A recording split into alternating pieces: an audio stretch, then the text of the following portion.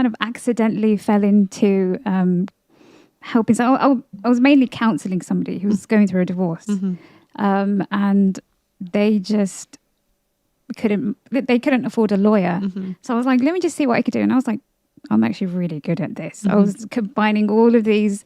I was doing all the legal research and kind of getting everything, like looking at his case and seeing, what can work and what couldn't. And I was just like, I'm really good at this. And then I also saw what's happening in, between the genders, and the relations are really bad. And I just think that, I've spoken to a few men, and the perception that they have of women and the legal system, I don't blame them whatsoever, but the perception that they have of women is that, the whole MGTOW thing, completely just going their own way and excusing women. So, that's why I want to actually advocate for men and show them that we're not all like that. Yeah. No, it's interesting. So in the US, I know if someone gets divorced and they have a kid with a girl, in certain states, they have to pay 25% of their after-tax income per kid. I don't think it's as bad here. No. Is it similar or no?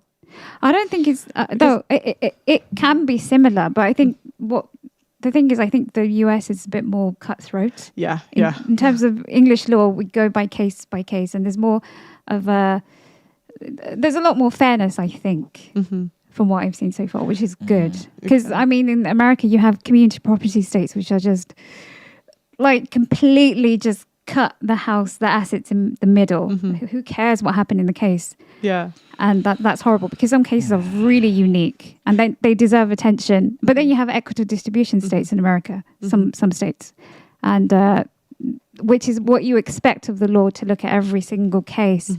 And the one that I was involved in was an equitable distribution state. So the factors, the ex-wife actually didn't fulfill the factors. So that actually worked in favor of my client.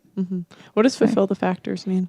So there's statutory factors. So he was in the state of Colorado, and in the state of Colorado, you have statutory factors. For example, I don't know how people are going to take this, but it is the factors. For example, if she wants 50%, she will basically get whatever percentage from the assets,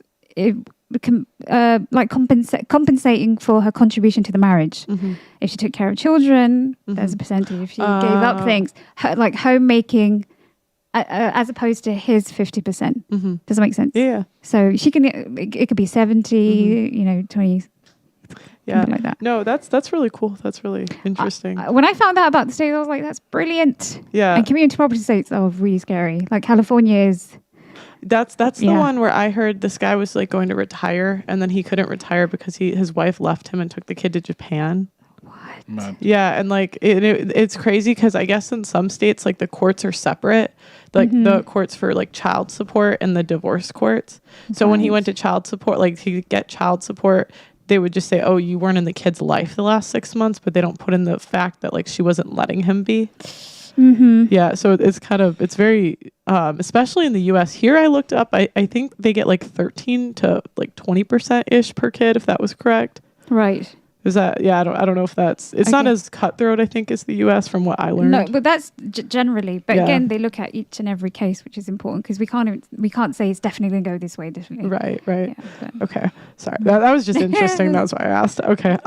So I was gonna say on a slightly on a tangent but similar topic. Fun fact: like one of my friends who studied in law in the UK, I actually asked him about the topic of like prenups, and I said it must be a good idea, right? You're safeguarding yourself, you're safeguarding each person, then you feel like it's a little bit more comfortable going into the relationship.